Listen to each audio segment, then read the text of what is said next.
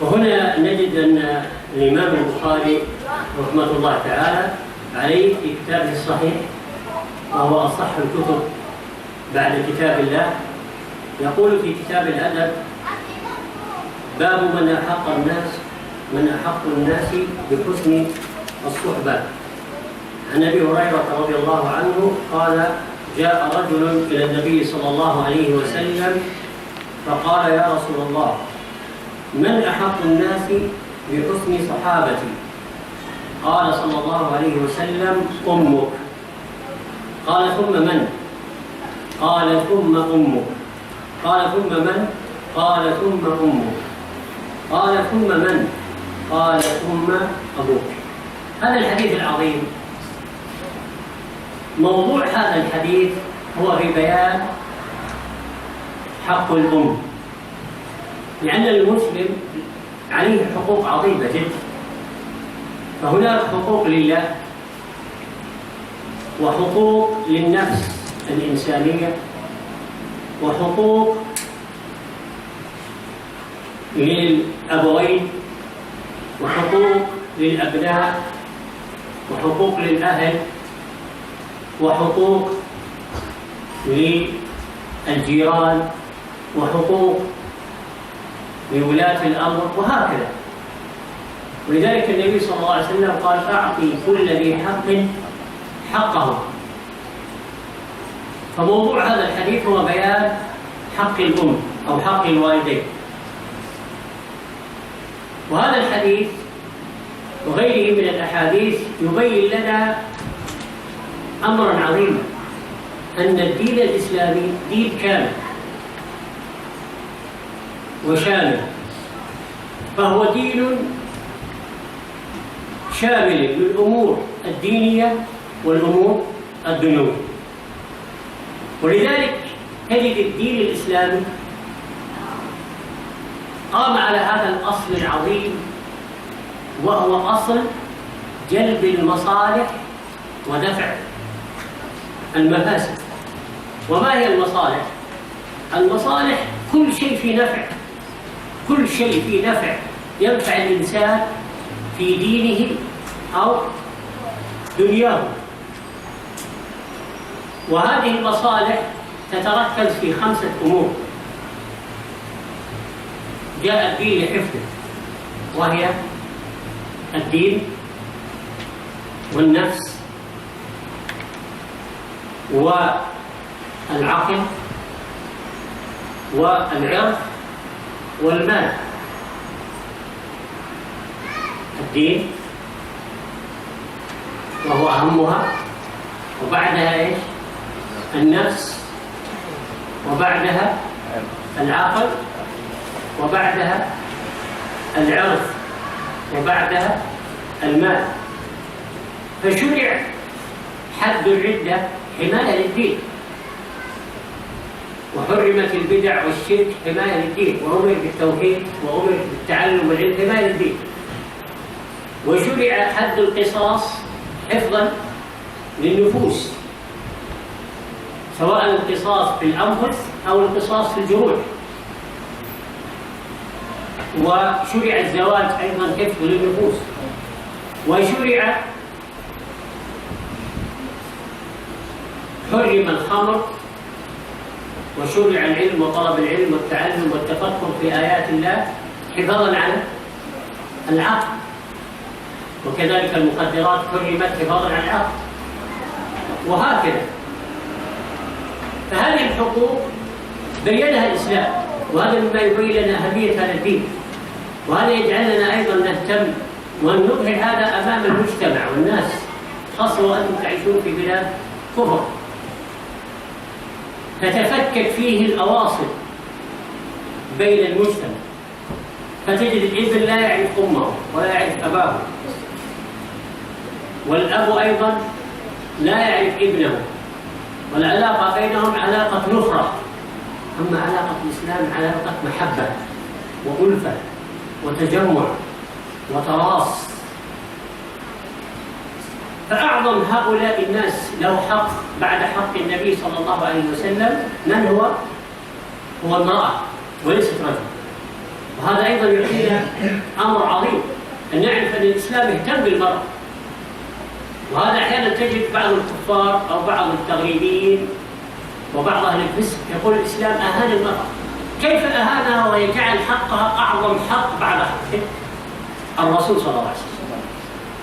فلا أحد من البشر له حق أعظم بعد النبي صلى الله عليه وسلم، بعد حق الله أولا وهو أعظم الحقوق، ثم حق النبي صلى الله عليه وسلم، ثم يأتي في المنزلة الثالثة أو في المنزلة الثانية بالنسبة للبشر وبالنسبة للخلق أعظم منزلة بعد منزلة الرسول هي منزلة امرأة وهي الأم، وحقوقها أيضا مقدمة على حقوق الرجل ب3 أضعاف كما في هذا الحديث الصحيح المتفق عليه. قال أمك ثم أمك ثم أمك. إذا حق المرأة أعظم من حق الرجل بكم منزلة؟ ب3 منازل.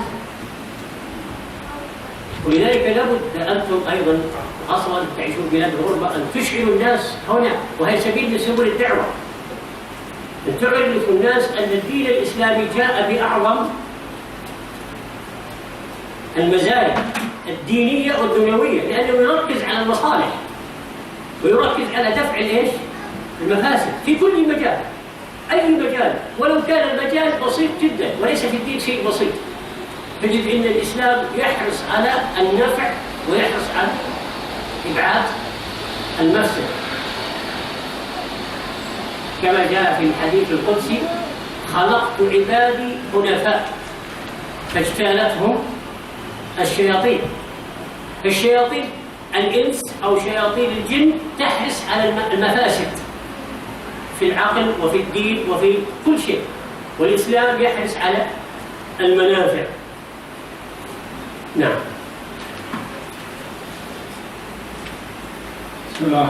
And then the Shaykh Abdullah, he went on to begin reading from the book Kitab Al-Adab, the book of good manners, from Sahih Al-Bukhari, the collection of hadith of Imam Bukharis, which is the most authentic book after the book of Allah subhanahu wa ta'ala. And then the Shaykh read the hadith, and we'll just read it in English for those of you who haven't got it. Inshallah, the masjid will be distributing copies. So if you haven't got one, then at the end of this session, please go and inquire in the office, inshallah, I'll make one available for you. So the hadith, it begins, or the chapter begins, who is more entitled to be treated with the best companionship, suhbah. Which is a hadith an Abu Hurairah, radiyallahu anhu, that Abu Hurairah narrated that a man came to Allah's Messenger, sallallahu alayhi wa sallam, and said, "O Allah's Messenger, who is more entitled to be treated with the best companionship by me?" The Prophet sallallahu alayhi wa sallam said, "Your mother." The man said, "Who is next?" The Prophet sallallahu alayhi wa sallam said, "Your mother." The man further said, "And who is next?" And then the Prophet sallallahu alayhi wa sallam said, "Your mother." The man asked for the 4th time, "Who is next?" And then the Prophet sallallahu alayhi wa sallam said, "Your father." So then the Shaykh Abdullah said the subject of this hadith is clarifying and explaining the rights of the mother. And a Muslim, there's many rights that people have upon him. The rights that people have upon you, there are many people that have rights upon you. So there's the rights of Allah subhanahu, which are first and foremost upon you. And the rights of your nafs upon yourself, the rights that your nafs has upon yourselves. And there's the rights that your parents have upon you, there's the rights that your children have upon you, there's the rights that your family have upon you, there's the rights that your neighbour has upon you, there's the rights that the Muslim leader has upon you. These are all rights that people have over you, and so on and so forth. And the Messenger of Allah sallallahu alaihi wasallam said in the hadith, to give everyone that has a right his due right. To give everybody that has a right his due right. This hadith specifically speaks about the rights of a person's parents upon him. And the hadith clarifies and shows us that the deen of Islam, that the religion of Islam is a religion which is kamil, a religion which is shamil, it's complete and it's comprehensive. It covers issues pertaining to a person's deen, and it covers affairs pertaining to a person's dunya. And based upon this, the scholars, they mention that Islam is built upon an important principle, which is all of the Sharia, all of the legislation is built upon this principle, which is bringing about a benefit and repelling a harm. So you find, for example, everything which there's a benefit for a person in his deen and his dunya, and you find this is something which Islam encourages or commands. And anything where there's a harm for a person either in his deen or his dunya, then you find this is something which Islam prohibits. Then the Shaykh Abdullah, he mentioned the 5 things, maqasid, that Islam came to preserve and to protect and to safeguard. Islam came, all of the Sharia of Islam, it comes to preserve the deen. And it comes to preserve a person's life, the self. It comes to preserve and safeguard the intellect, the 3rd one. The 4th one, it comes to preserve and safeguard a person's lineage. And the 5th one, a person's wealth.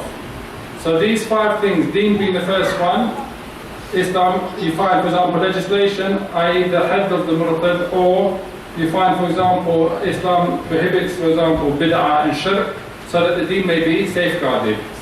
You find that in Islam is legislated that qisas is legislated, which is an eye for an eye, a tooth for a tooth, and that's to preserve, for example, the nafs, a person's life. So a person's life is safeguarded through the establishment or by the legislation of the hadd punishment for a person taking a life. Likewise as well with regards to marriage. Marriage is there to preserve a life, i.e. so that there is creation, procreation. Also as well you find that Islam prohibits drinking khamar and using drugs. Why? So that a person may safeguard and protect his intellect, his faculties, his mental faculties. And for the same reason Islam has commanded and encouraged seeking knowledge so that a person may preserve his intellect. And likewise with regards to the rest of the Sharia of Al-Islam. So all this highlights a person should show this, for example, and demonstrate this, especially for us living in this society, where, for example, Islam is often displayed or accused of being something which is not. Then a person should highlight that this principle in Islam, which is jalb al-maslaha and daf al-mafsada, that Islam comes to bring about that which benefits and to repel anything which is harmful. So you find, for example, the relationship between the family's relationship which is solidified in Islam, and those that have the greatest rights upon you from the creation after the message of Allah sallallahu alaihi wasallam, you find that it's not a man. So for example, the West, or you find in society many people attack Islam and say that Islam dishonors the woman, and Islam, for example, treats the woman like a second-class citizen, and these types of statements you will come across even from some Muslims, unfortunately, those that are, for example, leaning towards liberalism, or you find that from, for example, the non-Muslims. They use the position of women in Islam to attack Islam. So a simple reply to them is this hadith, and the person should show them this. That, for example, the person that has the most right upon every individual after the Prophet Muhammad is a woman, it's not a man, because it's, as is mentioned in this hadith, that the right of the mother is mentioned 3 times. So she has 3 rights over the right before the right of the father. So this highlights the status and the position of the mother, a person's mother in Islam, and that her rights are given precedence over the rights of a man, your father, more than 3 times. So this is obviously something which is significant, and it's something which Muslims in every society, this one especially, should highlight to the non-Muslims. That the religion of Islam, it came with the most distinguishing features for a person in his dunya as well as in his deen. And this is to bring about benefit and to repel all types of harm. And then the Shaykh Abdullah mentioned the hadith, where hadith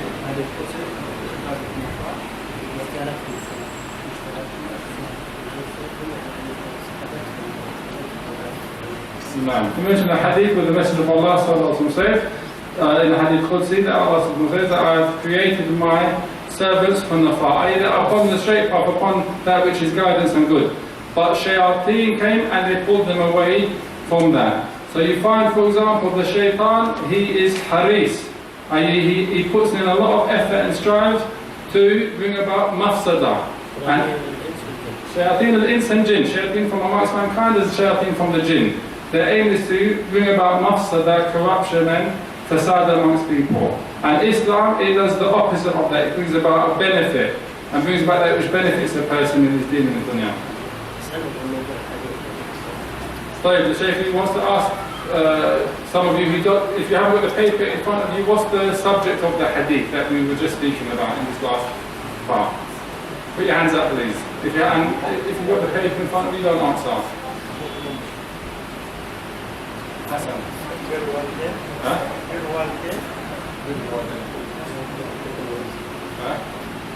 No. Adab? Adab? No. The hadith itself, what's the subject of the hadith we were just discussing? Hadith بعد الأم. The rights of the mother. The rights of the mother. أنا يعني في شرح الأحاديث باختصار عشان الوقت قصير سوف نركز على ثلاثة أمور. موضوع الحديث، المعنى الإجمالي للحديث، فوائد تؤخذ من الحديث. So, just because the time is short, the Shaykh is going to tell you each hadith how it's going to be explained. So each hadith will be explained with these three subheadings. The first one is the subject of the hadith, the general meaning of the hadith, and then fawaid of the hadith, benefits of the hadith. So keep that in your mind as you're listening. So you're looking out for these things all the time. What's the mawdu' of the hadith? What's the general meaning of the hadith? And what are the fawaid or the benefits from the hadith? That's how you're going to comprehend the lesson as well. الآن يعني سبق لنا أن عرفنا موضوع الحديث هذا وعرفنا المعنى الإجمالي له. الآن نريد بعض الفوائد في الحديث. فمن الفوائد في الحديث أولا حرص الصحابة على العلم والتعلم، لأن هذا الرجل جاء ويسأل النبي صلى الله عليه وسلم، وهذا ينبغي للمسلم أنه يحرص على كل شيء ينفع. إنما شفاء العين السؤال، يعني كل إنسان يسأل يذهب عنه الجهل، فأنت أيها المسلم مطلوب منك أن تسأل، كل شيء يخفى عليك تسأل، كما قال الله تعالى فاسألوا أهل الذكر إن كنتم لا تعلمون. حتى لو كانت هذه المسائل من الأمور التي يستحيا منها، فهذه امرأة جاءت إلى الرسول صلى الله عليه وسلم فسألته قالت إنه لا حياء في الدين، أو إن الله لا يستحي من الحق، هل على المرأة غسل إذا هي احتلمت؟ سألت عن أمر خفي ولا يعني يستحيا منه، لكن الدين لا يمنع من السؤال. والحياء عن طلب الحق هذا مذموم. الحياء محمود وطيب، لكن الحياء عن طلب الحق أو طلب العلم هذا مذموم ولا ينبغي. ولذلك قيل لا ينال العلم عائل، يعني مستكبر ولا مستحي. كون الإنسان يتكبر عن العلم لا يناله، أو كونه يستحي. ولما جاء 3 نفر دخلوا المسجد فبعضهم وجد فرجة فجلس، وبعضهم استحيا، وبعضهم انصرف. فقال أما الأول النبي صلى الله عليه وسلم فأوى إلى الله فأواه الله، وأما الثاني فاستحيا الله منه، وأما الثالث فأعرض وأعرض الله عنه. فلا ينبغي الإنسان يستحي عن الطريق، العلم يحرص عليه الإنسان، ولذلك أوجب الله علينا العلم فقال فاسألوا أهل الذكر إن كنتم لا تعلمون. فيجب على المسلم إذا خفي عليه أمر من دين أن يسأل. فهذا الصحابي رضي الله عنه حريص على العلم. هذه الفائدة الأولى. الفائدة الثانية أنهم كانوا يسألون عن كل شيء، عن صغير أو كبير. والفائدة الثالثة أن الصحابة أيضا، وهذا أيضا ينبغي أن يكون هو ديدن المسلم، أن يحرص على كل شيء من أمور الدين، من أمور الدين التي تتعلق بحقوق الله أو حقوق الخلق، يعطي كل ذي حق حقه. وهذا يحدث كثيرا من بعض الأبناء هداهم الله، فتجد حريص على حقوق الله في ظنه بالطبع ويترك حقوق الوالدين. فمثلا ربما يذهب مع زملائه ويترك والده وهو محتاج إليه أو والدته وهو محتاج إليه. ولذلك أثر عن بعض السلف ظاهر أنه سفيان بن عيينة يقول: عشاك مع أمك خير من حجة تحج. كنت تجلس مع أمك تتعشى معها وتؤنسها خير من أن تحج حجة غير حجة الإسلام بالطبع. انظر كيف فضل هذا الأمر. وكان بعض السلف لا يتغذى مع أبيه وأمه خوفا أن يأكل شيئا تشتهيه نفس أمه أو نفس أبيه، يعني يمد يده على أكلة أو لقمة نفس أمه أو نفس أبيه فيها. ولو أتينا إلى بعض القصص والوقت لا يسمح له من يعني بر الوالدين الذي سطاه السلف الصالح لرأينا عجبا. ولننظر إلى قصة واحدة تكفينا هنا، قصة أبو هريرة رضي الله عنه، وهذه تصلح لكم القصة هذه. وذلك أن أبو هريرة بعدما ذاق طعم الإيمان كان أكبر همه في هذه الدنيا أن يدخل الإيمان في قلب أمه، لأن أمه كانت مشركة تعبد الأصنام، فكان دائما ما يدعوها إلى الإسلام ويبرها. لأن وهذه أيضا فائدة من فوائد هذا الحديث، لأن الوالد أو الوالدة لو كانوا كفارا لا يمنع كفرهم من أن نعطيه حقهم، كما قال الله تعالى: وصاحبهما في الدنيا معروفا. فتصاحب في الدنيا معروف، والمراد بالمعروف ما يتعارف عليه الناس، يعني كل ما هو سبيل من سبل البر المتعارف عليه الناس تحرص عليه.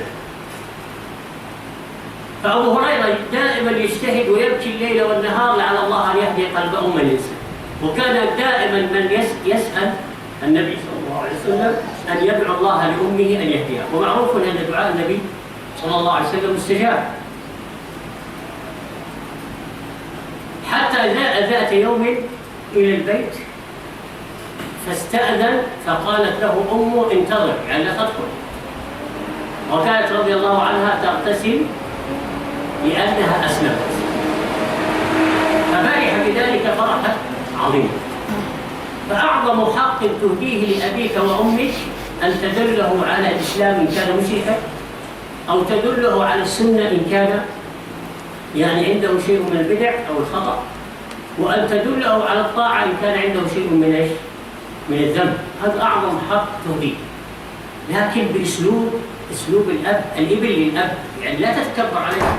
بعض الأبناء تجد أنه يكلم أمه بنوع من العز لأنه ملتزم وهي غير ملتزم، أو لأنه ملتزم وأبوه غير ملتزم، كأنه لا يا أخي، اعرف مكانك واعرف أن لوالدك عليك فضل عظيم. هذا من أعظم الفوائد.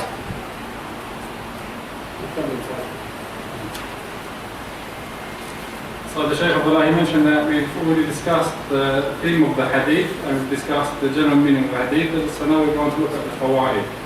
So from the fawaid of this hadith is the eagerness of the Sahaba in learning and getting knowledge and learning and seeking knowledge, because this person came to the Prophet Muhammad to ask him, and as is well known that the cure for ignorance is to ask, as in the hadith of the Messenger of Allah sallallahu alaihi wasallam, as in the ayah Allah subhanahu wa ta'ala says, ask the people of knowledge if you do not know. So even issues which a person may feel are embarrassing, and he may or she may feel shy to ask, if it's an issue pertaining to deen, then there shouldn't be any shyness in asking. And the Shaykh Abdullah, he mentioned the qissa of the Sahabiya that came to the Messenger of Allah sallallahu alaihi wasallam to ask whether a woman has to make ghusl if she sees something when she dreams.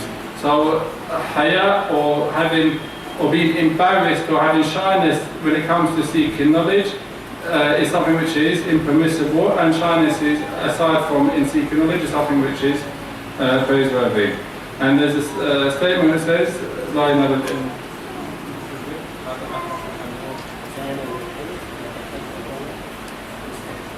And there's a statement that says that a person will never attain knowledge if he's arrogant or if he's shy, i.e. he's too embarrassed to ask a question, for example.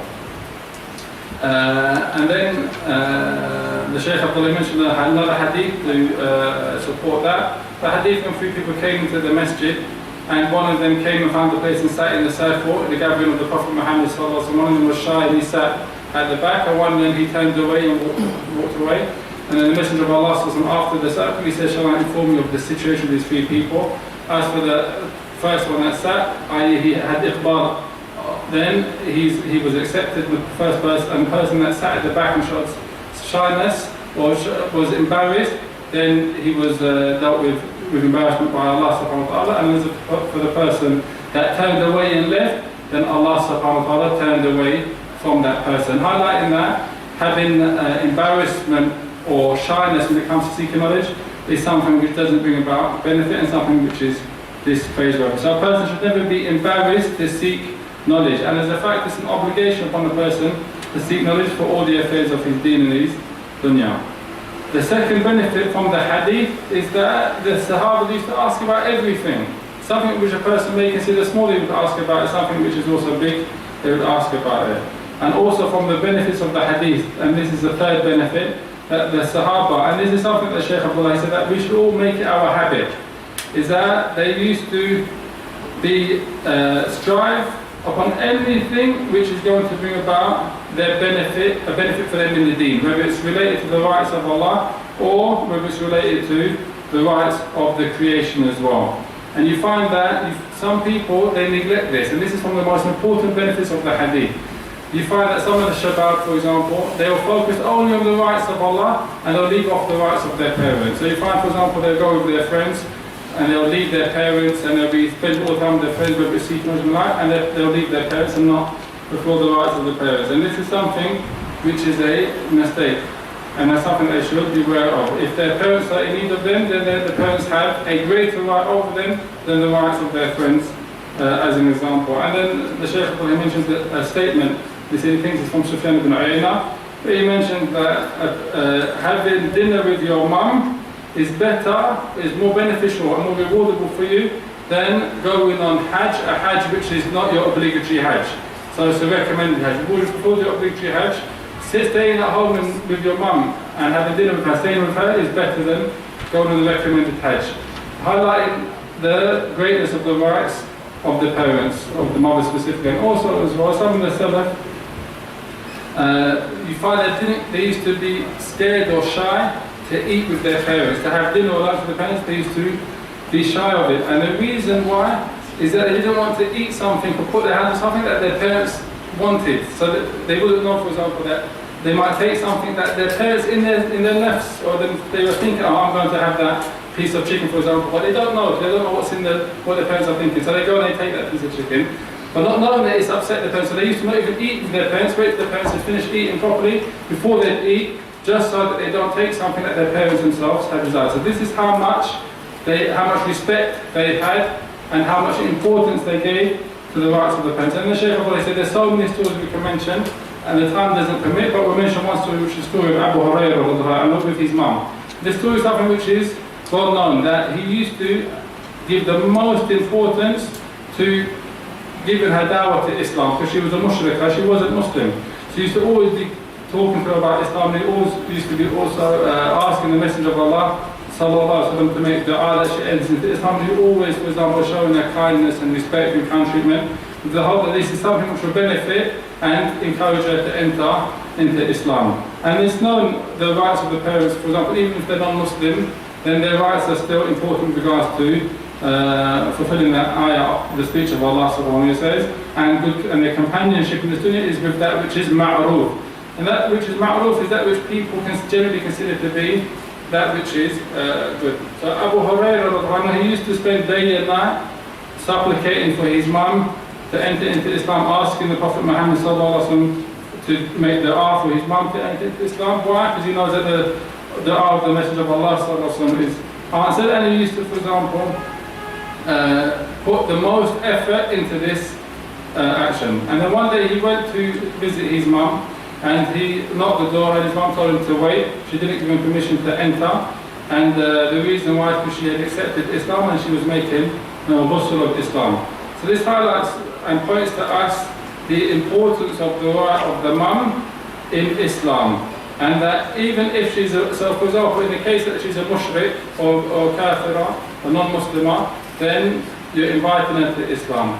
In the case that, for example, she's upon misguidance and deviation of bid'ah or innovation in religion, then you're trying to guide her to that which is the sunnah. In the case, for example, where our parents or our mum might be upon some type of ma'asi or sin, then we're given advice to leave off sin and to come back to obedience of Allah subhanahu wa ta'ala with the correct usloob. And this is something which is key. Some people think, some children, for example, think that because they're practicing and their parents aren't practicing, that gives them the right to speak to their parents and that they're better than their parents, makes them, when they're giving their parents dawah or call them to Islam, they're speaking in a way which is not correct or not befitting. So a person should know his place, and he should know the enormity of the rights of the parents over him, so that he wouldn't speak in a manner which is unbefitting towards his parents, even if, for example, he's the one that's giving them dawah, or he's the one that's calling them to that which is better than them. كذلك أيضا من الفوائد بيان معرفة حق الأم، ومن الفوائد أيضا أن نعرف أن حق الأم أعظم من حق الأب ب3 مرات. ومن الفوائد أيضا أن نعرف أن السنة تبين القرآن وتفسره. فمثلا في القرآن الكريم جاءت آيات ظاهرها أن حق الأم وحق الأب واحد، كما في قوله تعالى في سورة الإسراء: وقضى ربك ألا تعبدوا إلا إياه وبالوالدين إحسانا. فهذه الآية تدل أن حق الوالد وحق الأم واحد، ولذلك لا يمكن نفهم القرآن إلا بالسنة. السنة هي التي توضح القرآن، فهذه الآية جاء تفسيرها في السنة. وهذا هو الواجب طالب العلم. طالب العلم لابد أن يأخذ الأدلة كلها، ويأخذ دليل ويترك دليل. لا يأخذ مثلا دليل عام ويترك. هذا الذي يقع الإنسان في الخطأ، أو ربما يوقع في البدعة والضلال، ويكون شأنه كشأن اليهود. اليهود ما شأنهم؟ قال الله تعالى: أفتؤمنون ببعض الكتاب وتكفرون ببعض، فيأخذون بالعام وتكون خاصة. وشأن المسلم ده، ولذلك كلما ازداد الإنسان علما عرف أن يجمع بين النصوص. النصوص قد تتعارض في الظاهر، لكن في الحقيقة هي ليست متعارضة، مستحيل أن تكون متعارضة، لأن الكل من عند الله. والله سبحانه وتعالى يقول: ما فرطنا بالكتاب من شيء، ويقول: لو كان من عند غير الله لوجدوا فيه اختلافا كثيرا. هل يمكن أن يوجد في القرآن والسنة خلاف؟ والسنة لا تعارض، لا يمكن تعارض القرآن، والقرآن لا يعارض السنة، كما أن القرآن والسنة لا تعارض العقل، والقرآن والسنة أيضا لا يعارض الواقع، والقرآن والسنة لا يعارض الفطرة السليمة، لأن الكل من عند الله. كل هذه من من؟ من الله. ولذلك تجد الإسلام سامي في كل شيء. وإن كان بعض الناس أهل الضلال يظن أن القرآن والسنة تعارض العقل أو تعارض الفطرة أو تعارض الواقع، ما هو صحيح، مستحيل. إلا أهل الضلال من أهل الكفر أو أهل البدع والضلال من أهل الكلام. ولذلك شيخ الإسلام ابن تيمية كمثال ألف كتاب عظيم اسمه كتاب درء تعارض العقل والنقل، بمعنى أنه لا يمكن يوجد تعارض بين العقل والنقل، لكن بشرط أن يكون العقل سليما، وبشرط أن يكون النقل صحيحا. النقل يكون صحيح والعقل يكون سليم، ما هو مجنون. ولذلك كل من عارض العقل الذي يعارض النص فإن العقل ليس بسليم، مجنون. أما العقل السليم الصافي حتى لو عقل كافر يجد أنه موازن وموافق للقرآن. فهنا مهمة، هذه فائدة عظيمة، أن نعرف أننا لا نفهم القرآن إلا إذا فهمنا السنة. ففي القرآن ساوى الله بين حق الأم والأب. وفي السنة بين النبي صلى الله عليه وسلم حق الأم أعلى من حق الأب. ولذلك إذا تعارض حق الأم بحق الأب قدم حق الأب. وهذا معروف في الإسلام في الشريعة. الإسلام كما قلت لكم مبني على المصالح في جلبها والمفاسد في دفعها. فإذا تعارضت مصلحتين قدمنا الأكبر، كما أنه إذا تعارضت مفسدتين قدمنا الأقل. هذا من فوائد الحديث. نعم. The Shaykh Abdullah is continuing with the benefits of the hadith, and he says that the hadith clarifies the rights, that it teaches us the knowledge of the rights of the mother, and that the rights of the mother is greater than the rights of the father 3 times over. And also from the benefits of the hadith is that the sunnah explains and clarifies the meaning of the Quran, i.e. the ayat which are mujmal. And the Shaykh Abdullah gave an example. He says, for example, in the Quran, the person reads the ayah that Allah subhanahu wa ta'ala says, in English meaning, your Lord has decreed that you don't worship others besides Him, and that to your parents you are respectful or good. So it mentions both the parents here. So in this, the ayah indicates that the rights of the father and the mother are the same, that they're equal. And that's the apparentness of the ayah, that they're the same. However, when you read this hadith, it highlights that the rights of the mother is 3 times those of the father. And this is something which is necessary for the student of knowledge, that he looks at all of the evidences on the issue, and not just looking, for example, at ayah and taking it outside of its content. So, for example, this is because the person that does this is from the characteristics of the Yahud, where Allah subhanahu wa ta'ala describes them in the Quran, English meaning, do you believe in some of the book and then you reject other parts of the book? You accept some parts, but some parts you reject and you don't believe in. No, rather, a person has to take all of the evidences, the textual evidences from the Quran and Sunnah and look at them all together. And the reason why is because there's no conflict between the textual evidences. There's no conflict between the Quran and the Quran, but there's no conflict between the Quran and the Sunnah. There's no conflict between one hadith and another hadith that is authentic. And likewise, there's no conflict between the Quran and the Sunnah and a person who has sound intellect. A person that has sound intellect, there's no, and then there's the ayat that the Shaykh Abdullah mentioned, where Allah subhanahu wa ta'ala says, and if it was from other than Allah, you would have found a lot of differences in it, i.e. the Quran, the religion of Islam, the Quran and Sunnah, because all of it is from Allah. So you find that there's no conflict between the Quran and the Sunnah, like there's no conflict between the Quran and the Quran, or the Sunnah and the Sunnah, or the Quran, the Dalil and the sound intellect. All of it's from Allah subhanahu wa ta'ala. The people of misguidance and the people of deviation, like the philosophers and the like, you find that they don't have this principle, this important principle. So you find they find conflict and they use one verse against another and the like, or they act on one and leave others. And Shaykh al-Islam ibn Taymiyyah, he wrote an important book. It's a big book where he said, removing the conflict between the aql and the naql, i.e. the intellect and the text.